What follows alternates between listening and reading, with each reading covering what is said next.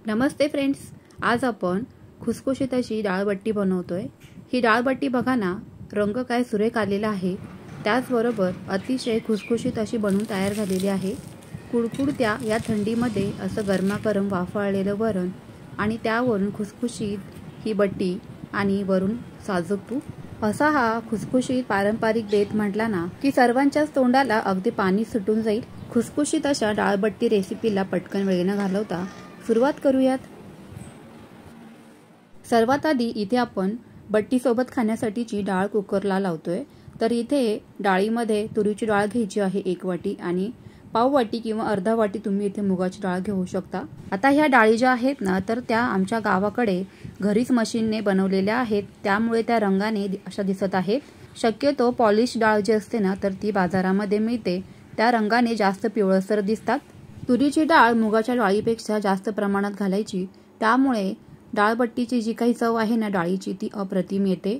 आता ह्या डाळी आपल्याला स्वच्छ अशा 2 ते 3 पाण्याने धुवून घ्यायच्या आहेत, कारण डाळी बऱ्याच वेळेला उन्हामध्ये सुकवतात, तर त्यावेळेला त्यावरती बरीच धूळ वगैरे बसलेली असते किंवा पावडर देखील मिक्स केलेली असते।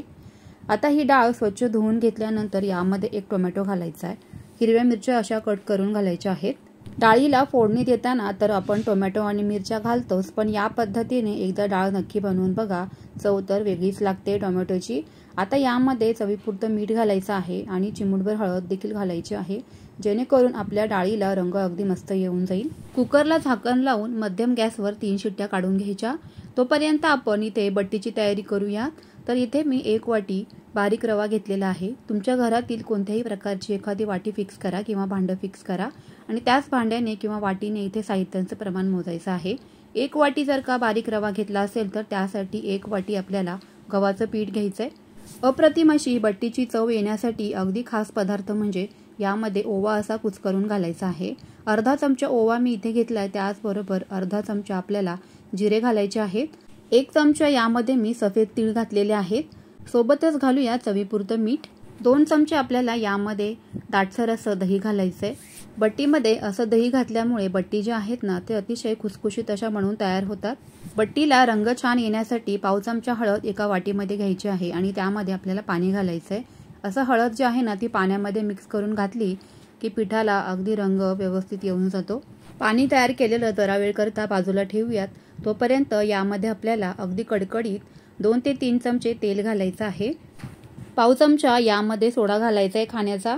सोडा आणि दही यांचं कॉम्बिनेशन अगदी व्यवस्थित जुळून येतं। बट्टी इथे अगदी खुसखुशीत आणि कुरकुरीत अशीच बनवून तयार होते, शिवाय हलकी फुलकीही बनते। कडकडीत तेलाचं मोहन घातल्यानंतर हे जे मोहन आहे ना तेलाचं, ते सर्व पिठाला आपल्याला व्यवस्थित अगदी चोळून घ्यायचं आहे। सर्व बाजूंनी ते लागलं गेलं पाहिजे याची इथे काळजी घ्यायची आहे। सर्वच पीठ हे मिश्रण व्यवस्थित मिक्स करून घेतल्यानंतर यामध्ये आपण जे हळदीचं पाणी तयार केलं होतं, तर त्या पाण्यामध्ये हे पीठ सर्व मळून घ्यायचंय। खूप जास्त कन्सिस्टन्सी या पिठाची पातळ ठेवायची नाही, दाटसर असंच आपल्याला इथे हे पीठ भिजवून घ्यायचंय। मला शक्य होता होईल तेवढं मी इथे हे पीठ दाटसर असं भिजवून घेतलेलं आहे। पिठामध्ये आपण रवा घातलेला आहे, त्यामुळेच हे पीठ आपल्याला 10 ते 15 मिनिटं झाकण ठेवून बाजूला असंच ठेवून द्यायचं आहे, जेणेकरून पीठ सुकणार नाही। डाळीचा कुकर आपला इथे थंड झालेला आहे, तर डाळ सुरुवातीला अशी पाणी घालून घोटून घ्यायची, म्हणजे त्याला अशी कन्सिस्टन्सी आहे ती व्यवस्थित येऊन जाते। डाळ अशी घोटून घेतल्यामुळे दाटसरपणा तर येतोच, शिवाय ती सुटसुटीत आणि मोकळी देखील होऊन जाते। डाळ घोटून तयार झाली आहे, पुढची तयारी करूयात।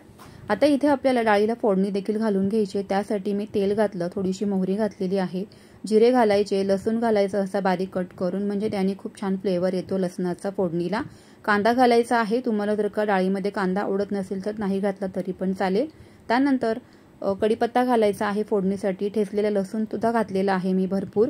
हे सर्वच साहित्य आपल्याला अगदी मध्यम गॅसवरती परतून घ्यायचं आहे। कांद्याचा हलकासा रंग बदलूस तोपर्यंत आपल्याला हे सर्वच साहित्य व्यवस्थित परतून घ्यायचंय।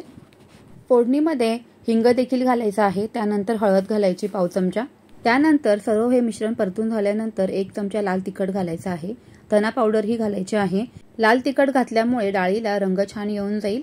आता हे सर्वच मिश्रण एकदा व्यवस्थित परतून झाल्यानंतर आपण जी डाळ घोटून तयार केली होती, तर ती सर्व या पातेल्यामध्ये घालून घ्यायची आहे। घट्ट किंवा पातळ जशी डाळ हवी आहे तसं यामध्ये पाणी घालून घ्यायचंय आणि याला अगदी कमी गॅसवरती मस्त अशी उकळी वरणाला काढून घ्यायची आहे। वरणाला फोडणी देण्याच्या बऱ्याच जणांच्या खूप अशा पद्धती आहेत वेगवेगळ्या, तर माझी पद्धत इथे मी तुमच्यासोबत शेअर केलेली आहे। तुम्ही कशा पद्धतीने वरण बनवता किंवा डाळ बनवता तर ते मला कमेंट सेक्शनमध्ये नक्की कळवा। ताजी हिरवीगार कोथिंबीर कट करून घालायची आणि मस्त अशी उकळी आपल्या या डाळीला काढून घ्यायची आहे। रंग तर पहा डाळीला काय मस्त आलेला आहे। अगदी परफेक्ट अशी डाळ आपली इथे बनवून तयार झालेली आहे। चला तर आता लगेचच बट्टीची तयारी करूयात। पीठ इथे अगदी व्यवस्थित भिजून तयार झालेलं आहे। हातांना थोडंसं तेल लावायचं म्हणजे पीठ हाताला चिकटणार नाही।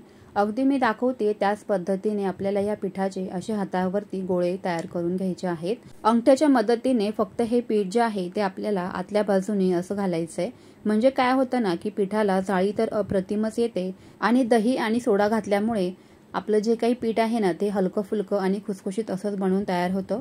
सर्वच इथे मी सेम पद्धतीने हे पिठाचे गोळे तयार करून घेते।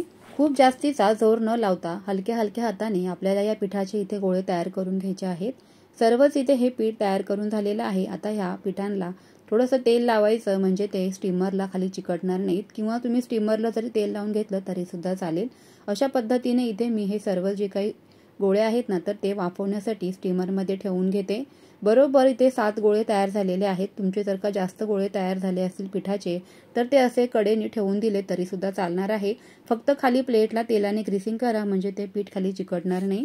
वाफवून घेतलेल्या इथे पिठाचा जो काही व्हिडिओ आहे ना तो माझ्याकडनं डिलीट झालेला आहे, तर तुम्ही समजून घ्याल। पीठ इथे वाफवून घेतल्यानंतर अशा प्रकारे कट करून घ्यायचं आणि त्यानंतर आपल्याला कडकडीत तेलामध्ये या बट्टी अगदी मीडियम गॅसवरती खरपूस अशा तळून घ्यायच्या आहेत।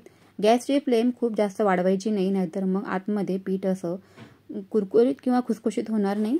कढईमध्ये जितक्या या बट्टी मावतील तितक्या घालून घ्यायच्या आहेत। हलकासा वरच्या बाजूने फेस कमी झाल्यानंतर त्या उलटपलट अशा करून घ्यायच्या आहेत आणि मस्त अशा खरपूस अगदी मध्यम गॅसवरती तळून घ्यायच्या आहेत।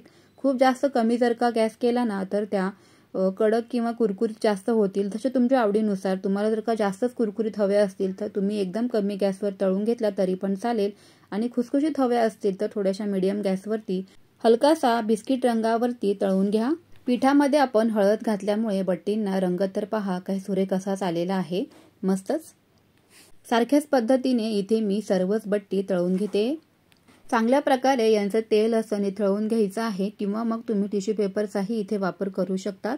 मस्त अशा गरमागरम वाफळलेल्या आपल्या इथे बट्टी बनवून तयार झालेल्या आहेत। खुसखुशीत तर झालेल्याच आहेत, शिवाय रंग तर पहा काय सुरेख असा आलेला आहे। कुडकुडत्या या थंडीमध्ये किंवा थंडीच्या सीझनमध्ये मस्त अशी वाफळलेली डाळबट्टीची रेसिपी तुम्ही एकदा नक्की ट्राय करा।